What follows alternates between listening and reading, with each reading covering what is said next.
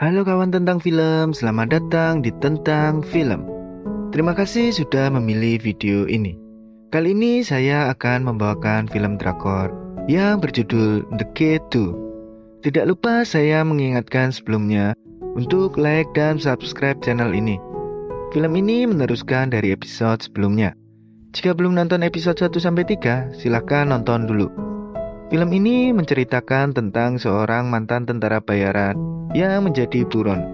Karena sebuah kasus, kemudian dia harus menjadi seorang pengawal dan akan membalaskan dendamnya karena kekasihnya yang telah mereka habisi.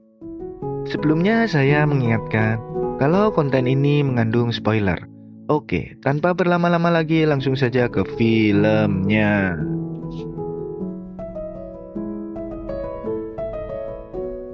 Di awal film kita diperlihatkan saat JH bertemu dengan Kwanso di dalam lift.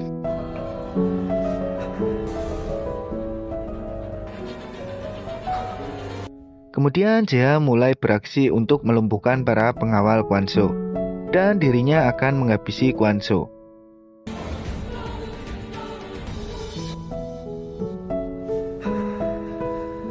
Tetapi semua itu ternyata hanya di dalam angannya saja.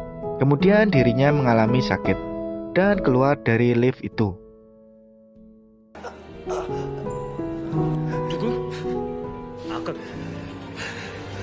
Saat itu Kwanso sedang dicukur jenggot dan kumisnya. Yang ada di sebelahnya ternyata JH sedang potong rambut. Kemudian minta buru-buru untuk segera diselesaikan. Kemudian JH memasukkan sesuatu ke jas Kwanso.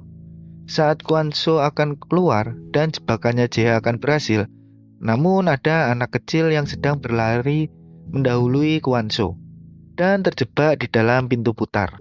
Kemudian JH akan menolong anak kecil itu, namun ditahan oleh pengawal Kwanso. Namun saat itu Kwanso melewati pintu sebelahnya, sehingga tidak memicu bom yang sudah dipasang oleh JH. JH pun ketahuan oleh pengawalnya Kwanso. Kemudian terjadilah perkelahian di situ.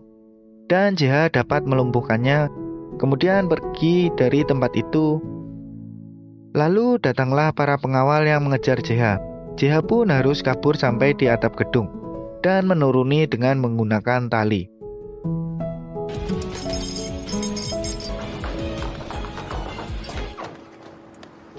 Di bawah JH sudah ditunggu oleh Yojin dan pimpinan Jo. Kemudian mereka pun pergi dari gedung itu. Di sini Yojin tahu jika JH sudah tidak dapat menghabisi orang karena traumanya. Lalu Yojin menawari JH untuk bekerja sama, dan Yojin akan menjadi eksekutor untuk JH. Karena musuh mereka berdua sama, yaitu Kwanso.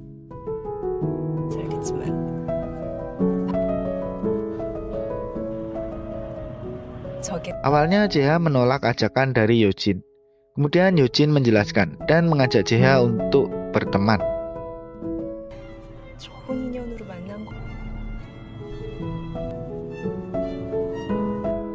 Saat itu JH datang ke tempat JSS dan langsung ke tempat dokter. Kemudian melepas gips di tangannya. Di situ ada Yongchun dan menyuruh JH untuk ke tempat latihan. Saat itu JH pun datang. Kemudian JH disuruh untuk menyerang Yongchun.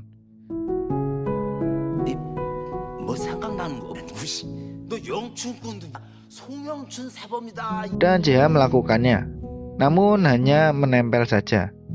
Hal ini membuat Yongchun kaget. Kemudian Yongchun minta diulang.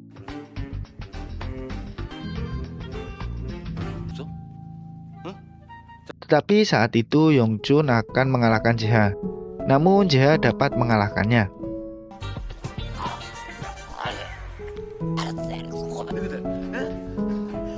Saat itu JH dipanggil untuk menemui pimpinan Jo. Saat itu JH ditempatkan di tempat pengawal VIP. Namun ketua pengawal VIP menolak jika JH masuk ke dalam timnya. Kemudian JH pergi dari ruangan pimpinan Jo. Dan ketua pengawal bilang jika tidak mau JH berada satu tim dengan dirinya. Kemudian pimpinan Jo pun menjelaskan kepada ketua tim. Saat Jeha sedang mandi, dirinya dikeroyok oleh orang-orang di situ, dan Jeha pun melawan orang-orang.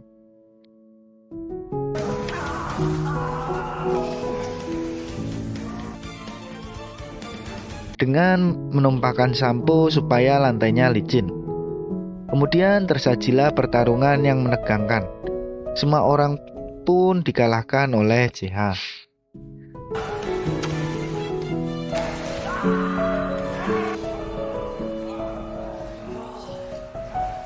Kemudian tim VIP pun rapat dan mengenalkan anggota baru, yaitu Kim Jeha alias Keto.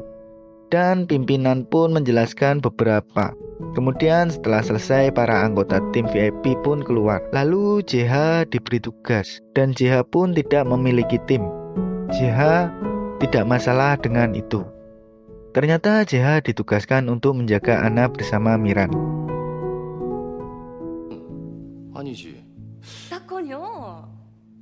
Saat itu kepala asisten rumah tangga menjelaskan kebiasaan Anna selama tinggal di sana.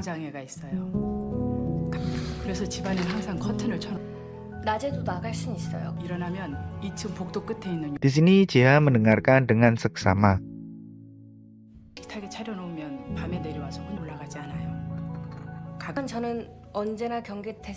Teman Jeha yang berjaga bersama merasa tersinggung dan ingin mengajak Jeha duel. Namun Jeha merasa santai saja dan bilang angkatan militernya. Kemudian temannya hanya duduk saja dan merasa lebih junior dari Jeha. Lalu Jeha menyuruhnya untuk membuatkan kopi. Saat itu Jeha sedang mengecek CCTV dengan seksama.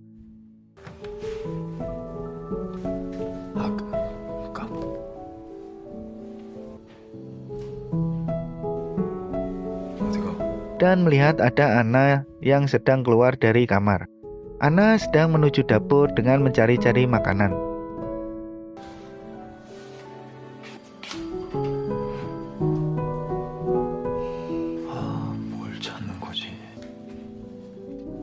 Kemudian Anna menemukan mie ramen, dan dirinya sangat bahagia dengan itu.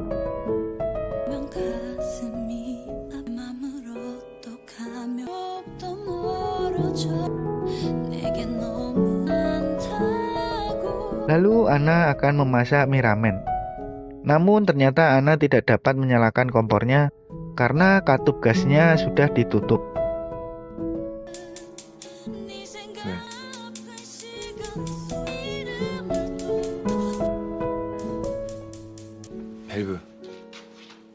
Sehingga membuat Anna tidak jadi memakan mie ramen dan kembali ke kamarnya.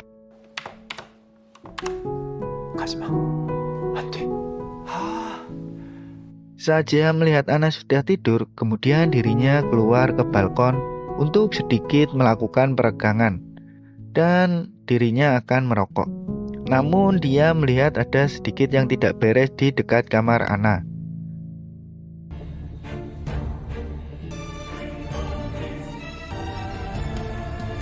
Kemudian film pun selesai. Akhir kata saya ucapkan terima kasih dan jangan lupa untuk subscribe channel ini supaya tidak ketinggalan serial berikutnya. Sampai jumpa di video-video selanjutnya dan episode-episode selanjutnya. Terima kasih.